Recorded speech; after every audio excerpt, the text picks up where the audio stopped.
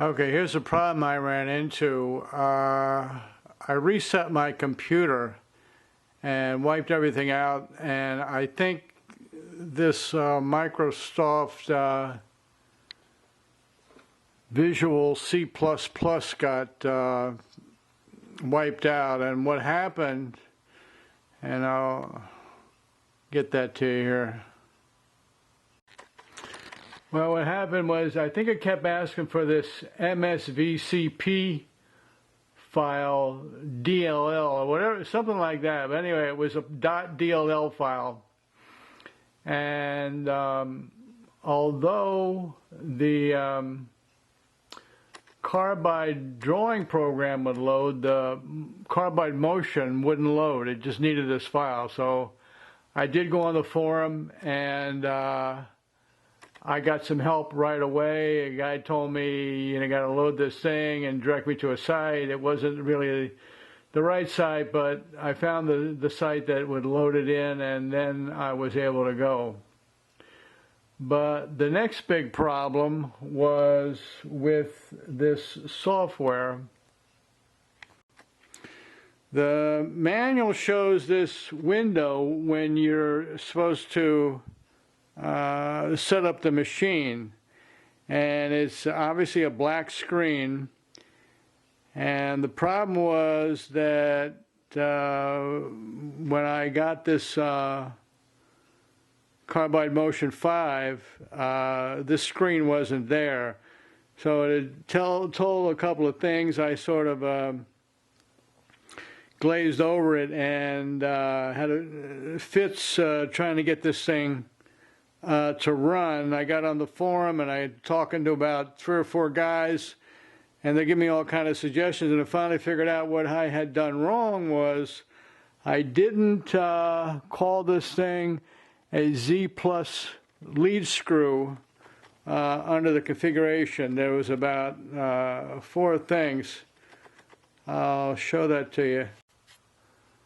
Okay, when you click on the settings file, this is what you got to do. Now, by the way, they got a job screen and they got a jog screen. Now, real clear, huh?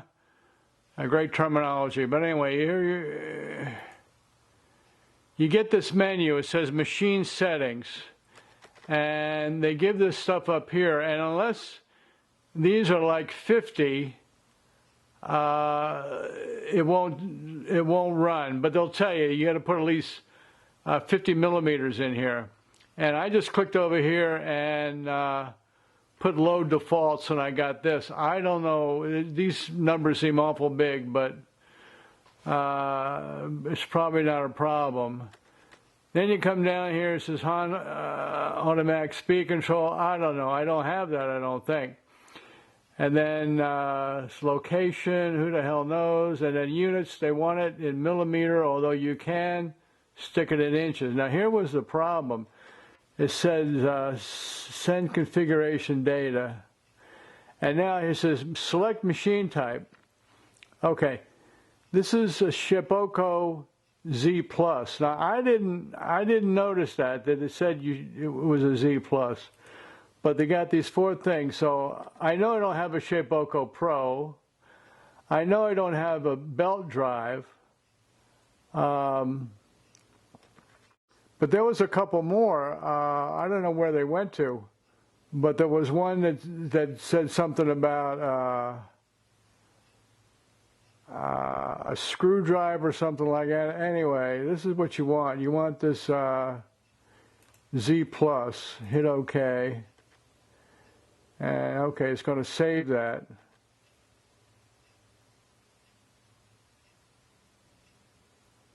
Okay, that was down there. And then I don't know any of this stuff, but then when you get down there, you just hit OK. And then you get this menu here. Now, I got to talk about some important things I found about that, because the way the manual talks, these screens are different, or they don't behave the way the manual says. So all I did so far was I did the logo, and I didn't do that all that well because it's on cardboard. But Ran into some problems, but well, one thing, the machine, the x-axis came over here, was banging, was grinding, so I reached down and grabbed the on-off switch and turned it off. I was crashing the machine. And I think I know what I did wrong. I didn't zero it. So let's talk about some menus. When I say manual, actually you're going to go to this file called docs.carbide.com, and it's their initial sort of learner program tutorial /hello-world. And that's where it talks about how you're going to put the Sharpie in, and it's going to act like a drawing plotter, and sort of get your feet wet before you start breaking end mills and stuff like that.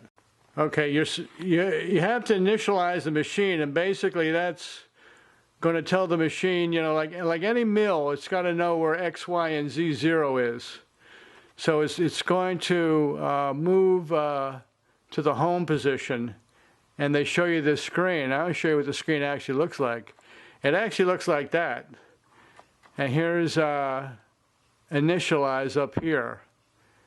And when you click on that, then the machine is going to go all the way back and all the way to the right, and the Z is going to go up as far as it can go. So that's X0, Y0, Z0, I guess. That's home. Okay. So you already did the settings. Okay. So after you initialize the machine, now you want to zero it where your workpiece is. Okay, so it shows you this screen, and I think that basically does match, although sometimes it says stuff like these screens pop up automatically. Well, that screen doesn't pop up automatically. So this is job info. You go up here to jog, and now you get this screen. Now here's that set 0, and when you want to move the probe, you can move it quick. You can move it fast or slow. Now, right now, I got it set on fast. If you go minus, minus, minus, it'll go down to 0.25 millimeter, and you can go up 10 times as much, and then to a millimeter. Then just fast, and then your X minus, you just hold that down. That's going to move you over. Your X, your Y minus. Okay, that's going to move, and then the Z same way, Z minus. So you'd put that over the corner where you want your work to start, and that would be where you set it up in a CAM program. But this example was set up in the lower left-hand corner, so you can maybe see that big blob dot. That's where you're supposed to put it, right there. And it says put a piece of cardboard underneath, otherwise you get a big blob of ink on your board. And I found that out the hard way.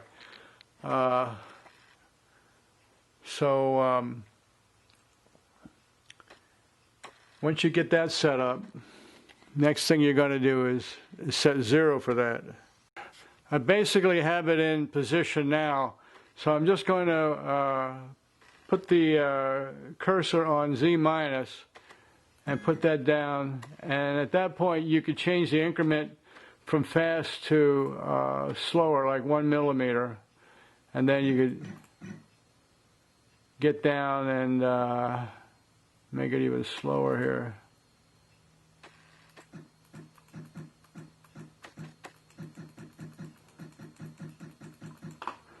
Okay, so now we've got the 0 point for the workpiece.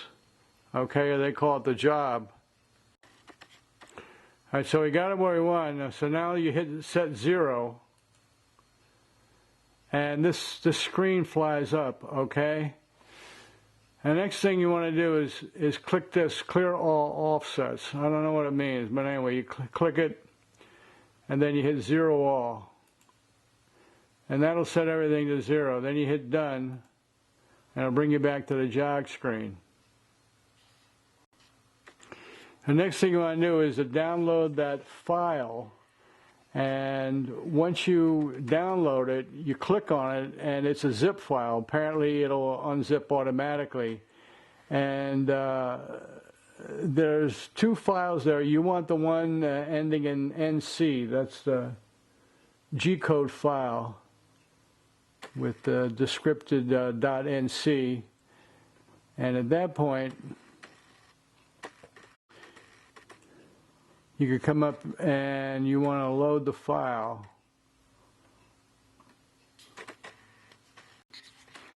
So what you do is you come up here and hit run, and then it says load new file.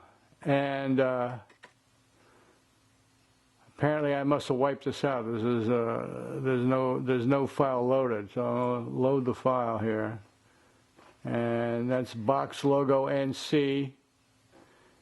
And open, and then it gives you this here. Now you could look at the G code right here,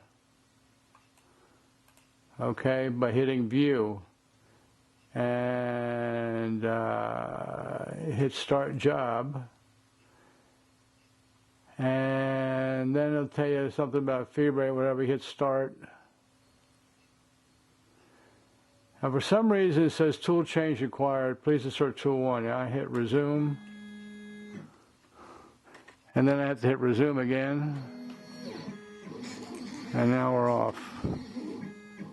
You can see my pen isn't seated very well. But that's it.